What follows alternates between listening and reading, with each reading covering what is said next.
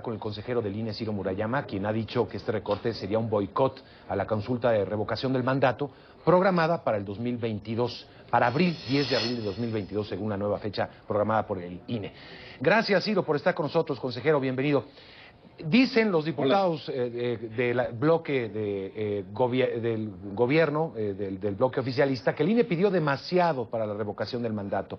No cuesta lo que dice, quieren su alcancía, su guardadito. Es lo que dicen algunos de los diputados. Pues están faltando a la verdad, porque el instituto presentó toda la información desglosada de lo que cuesta hacer una elección nacional. En México es la primera vez que hay espacio para la revocación de mandato. ¿Esto qué quiere decir? Para que se convoque a una jornada electoral y se pregunta si el presidente debe seguir o no en su encargo. Esto quiere decir que todo el país puede acudir a las urnas. Estamos hablando de más de 91 millones de electores, y así como se toman todas las medidas de seguridad del voto, de garantía, de certeza, cuando se elige un presidente, lo mismo ha de hacerse en la posibilidad de que se destituya o se revoque el mandato de este presidente. Por eso se trata de una elección nacional. México, como ya lo decía, tiene más de 91 millones de personas en su censo electoral.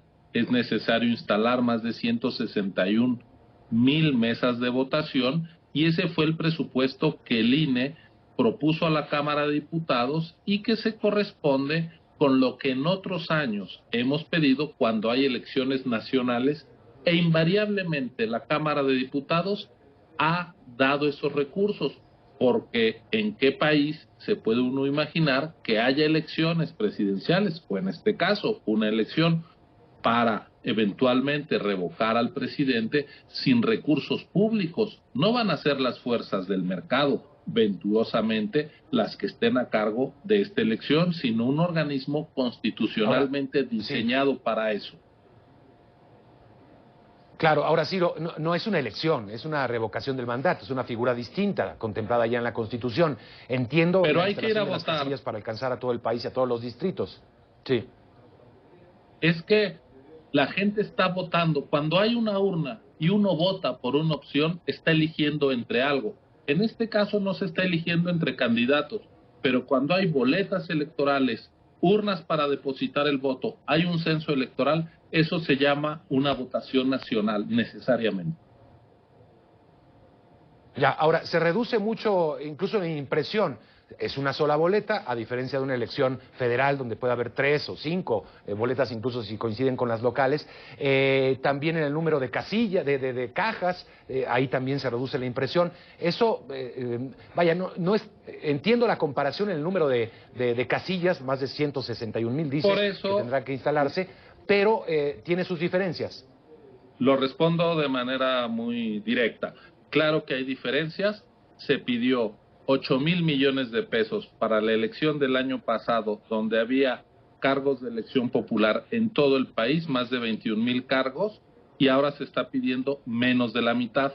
Pero hay un costo fijo, llamémosle así, que es el salir a visitar a los ciudadanos para invitarlos a ser funcionarios de casilla, porque en México no son empleados públicos los que se hacen cargo de la elección, sino que son los ciudadanos, los vecinos de los electores a los que hay que ir a visitar.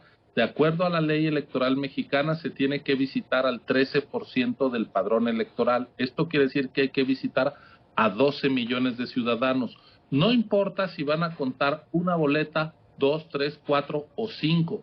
El gasto de movilizar al INE para visitar a 12 millones de personas, de capacitarlos, de instalar una casilla, hay menos cajas, pero hay una mesa, hay sillas con los mismos representantes de partidos, hay un costo fijo que es ineludible, y eso es lo que el INE está solicitando.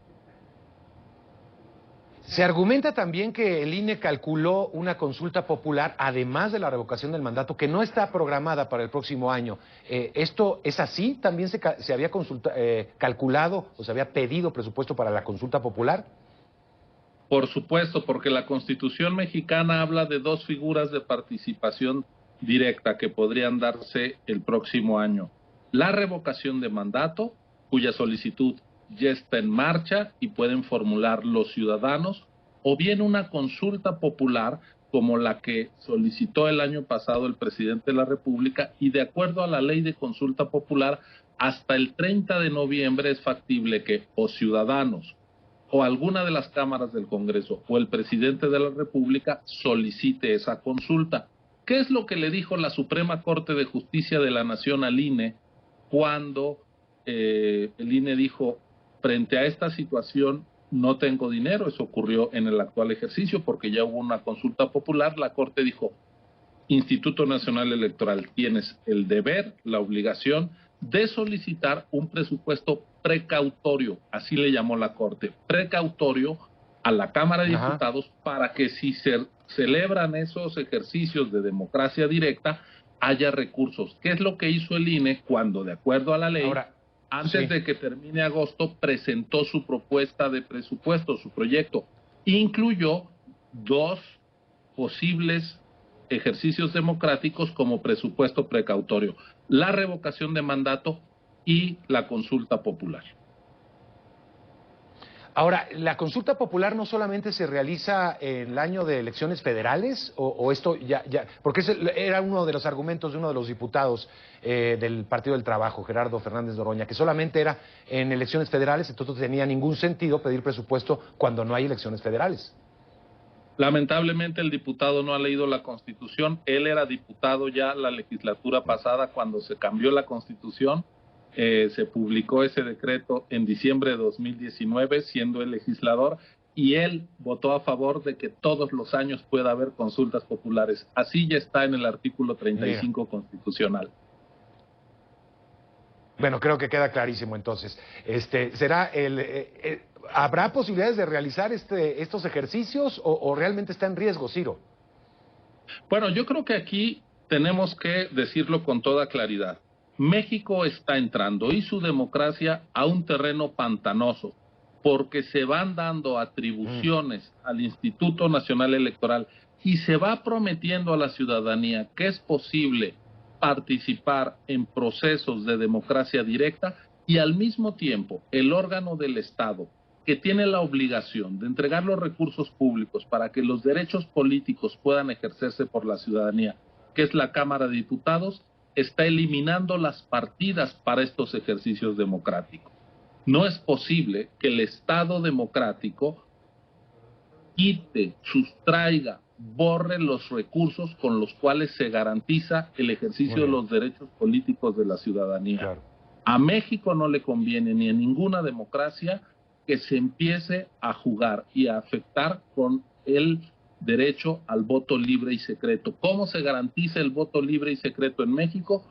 Con un instituto autónomo que no depende del gobierno, un instituto que es vigilado y en el que se sientan todos los partidos, y que profesionalmente una y otra vez hace elecciones confiables. México es un ejemplo a nivel internacional de un sistema electoral competente, fiable, y ahora ese sistema electoral se está tratando de lastimar desde el poder. Hay que decirlo con todas sus letras. Muy bien. Y una manera de ¿se puede impugnar finalmente?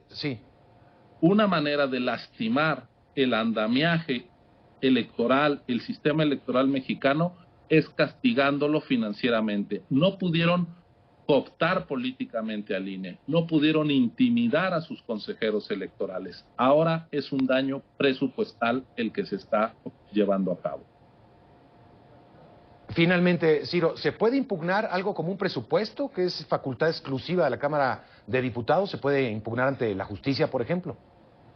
Por supuesto, porque no se estaría impugnando la atribución, sino el incumplimiento de esa atribución, una omisión de la Cámara de Diputados para cumplir con su obligación constitucional de darle a otro órgano constitucional, el Instituto Nacional Electoral, los recursos para llevar a cabo un ejercicio previsto en la Constitución. No es que nosotros estemos inventando la revocación de mandato. Eso existe en la Constitución, es un derecho ciudadano, Si casi 3 millones de ciudadanos entregan sus firmas en unas semanas más exigiendo la revocación de mandato, el INE tiene que organizarlo y la Cámara tiene que dar los recursos.